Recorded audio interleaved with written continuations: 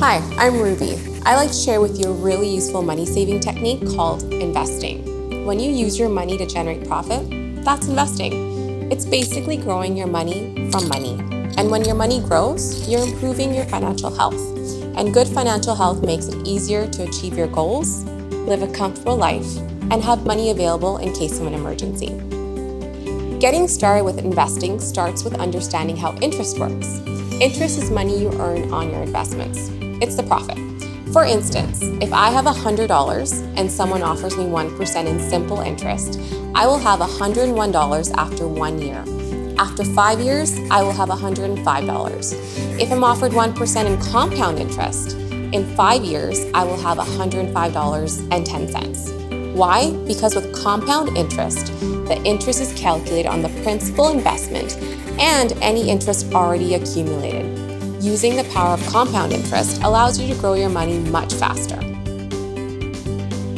Interest rates fluctuate. They go up and down, which can have an impact on how much money you can earn when investing. It's all part of supply and demand. When the economy is doing well, people may have more money to spend. So the demand for money goes up, and so does the interest rate. This is a good thing when you're investing. When the economy is slow and people aren't interested in spending a lot of money, the interest rates go down, giving you less on your investments. Fun fact, back in the 80s, interest rates were as high as 20%. Nowadays, we commonly see interest rates between 0.5% and 3%.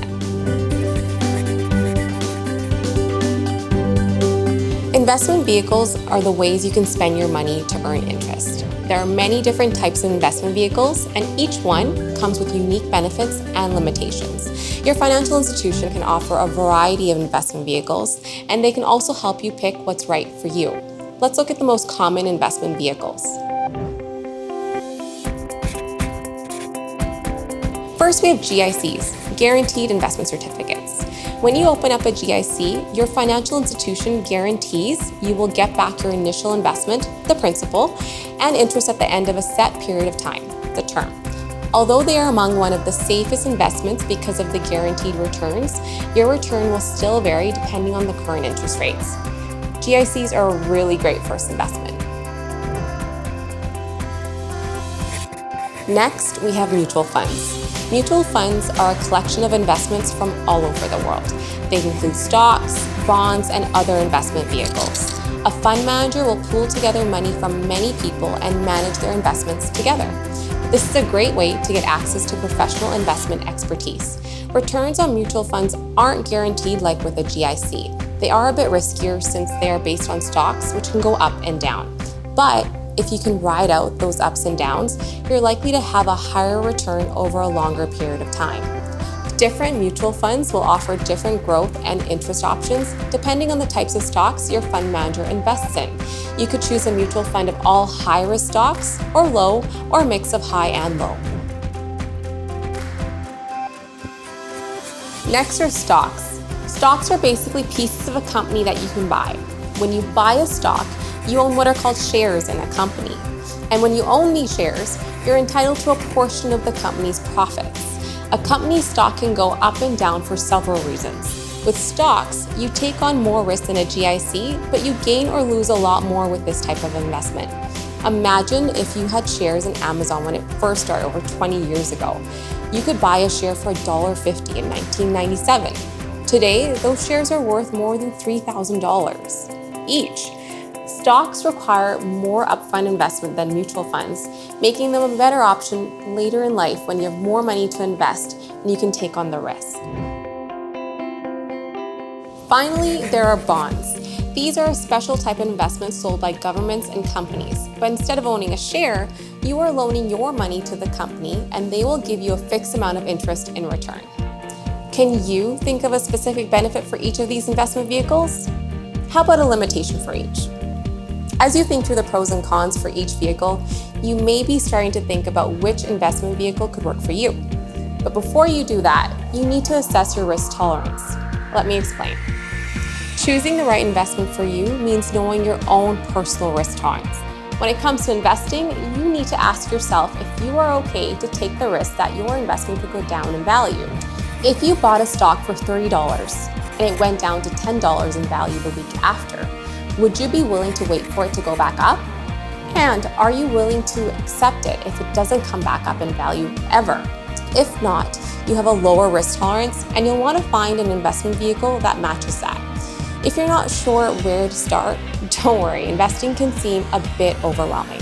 But hey, that's why you're watching this video. Part of becoming investment wise is doing your research, considering your goals, and talking to professionals at your financial institution.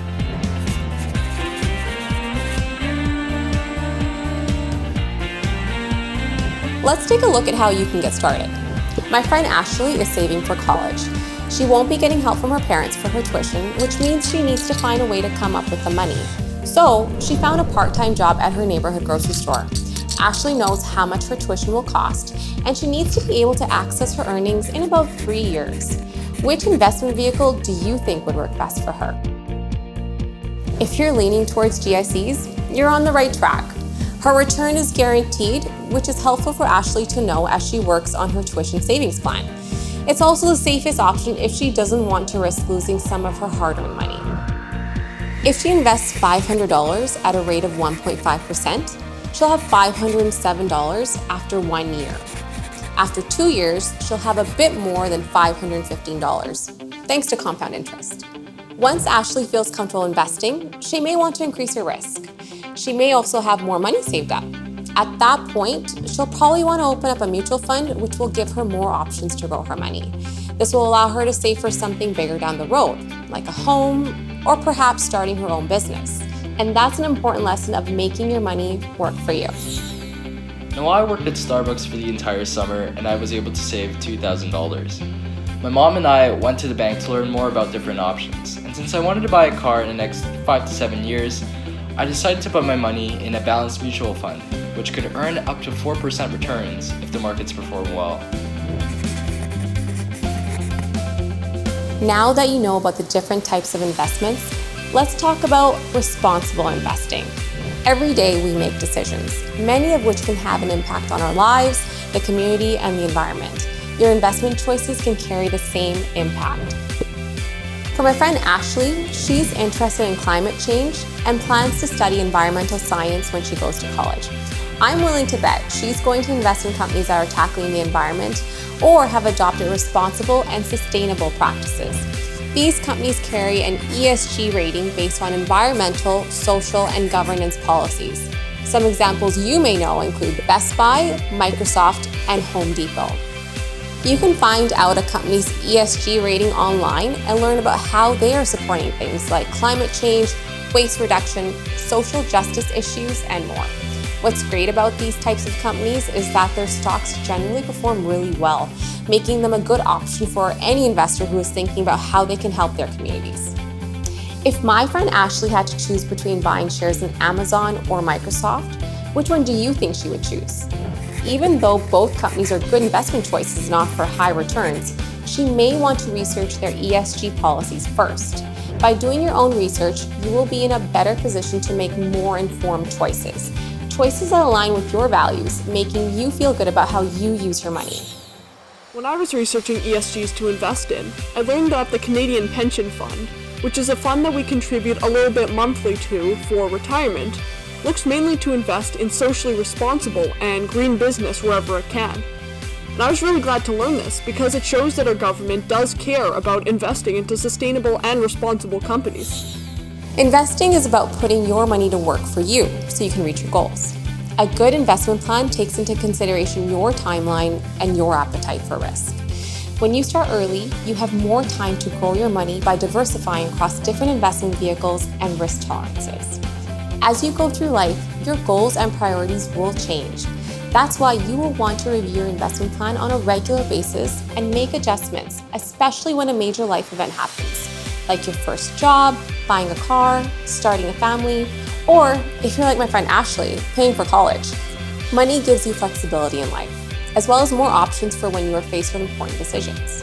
When you are investment wise and know how to make your money work for you, it can actually be a lot of fun. So why wait? You can start investing today. It's easy. Connect with your financial institution and find out how you can get started. By doing that, you're already on your way to good financial health. Thanks for watching.